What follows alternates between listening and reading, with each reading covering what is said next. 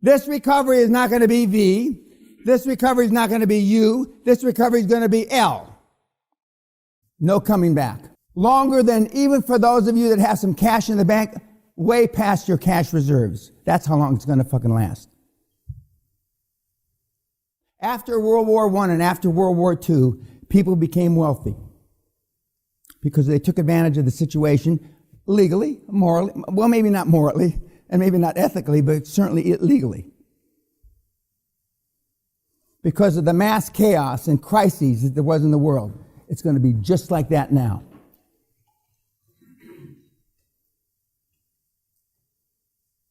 Some people will be fiddling like in the famous movie The Titanic, the band played as the ship sunk. Well, part of that's true. Not like in the movie, but part of that's true.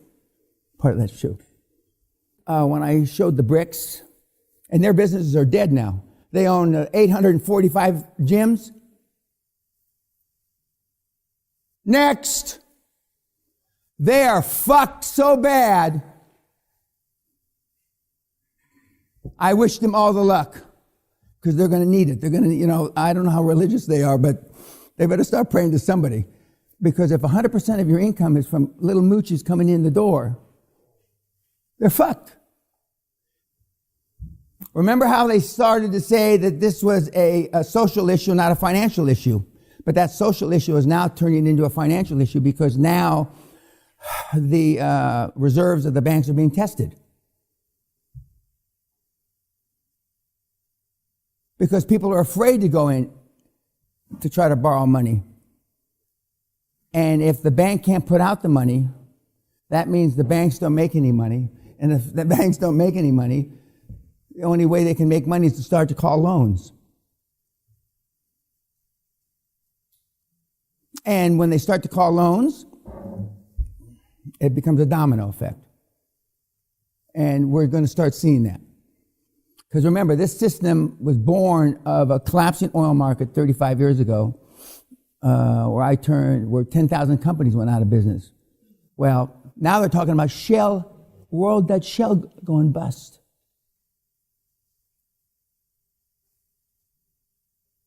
Exxon going bust. I knew we were going to have a tsunami, but I didn't know it was going to be Corona. I thought it was going to be the federal deficit. I knew that the collapsing oil price would exacerbate it, whatever it was. And now, me saying oil's going to go to $5 doesn't sound so funny, does it? You have no idea how much shit I took about that. $5 oil. We may get negative oil. In other words, they pay you to take it off their fucking hands. Negative. Interest rates aren't the only thing that can go negative, kids. Right now, the U.S. government is buying up oil to put in the strategic reserve. So fucking what? But President Trump only has so many arrows in his quiver. There's only so many things he can do. None of which save the little companies that you're going to be buying. We may wipe out a whole section of the world economy. A whole section. And just remember, at the end of World War I and at the end of World War II, guys got rich. But there were ruthless and savage decisions to be made. This is still another bubble. Now, if I were the president, this is the greatest time to get rid of the deficit.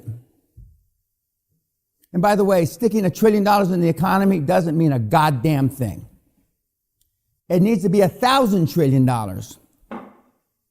We don't have $1,000 trillion. If we printed $1,000 trillion in America, it would be hyperinflation. A dollar would be worth a nickel. And zero interest rates aren't good. Are not. Contrary to what you meatheads have been told. And negative rates are even worse. A lot of the things that the countries are doing, the Federal Reserve, the EU, are doing it to placate, pacify the morons like you. See, you don't know what negative interest rates means even. We are on the cusp. Before I said we were on the cusp of the greatest transformation of wealth in the history of the planet. Well, now you can multiply that times 100. The world is never going to be the same again. You sorry fucks. Never. For those of you that have bought a business in the last year or two, it's worth 50% of what it was you paid. For those of you that have a business that you think is worth, it's worth 50% of what it was. Now, when I tell you, I'm telling you what the Lord fucking knows. I thought the black swan could have been the Federal Reserve bubble popping.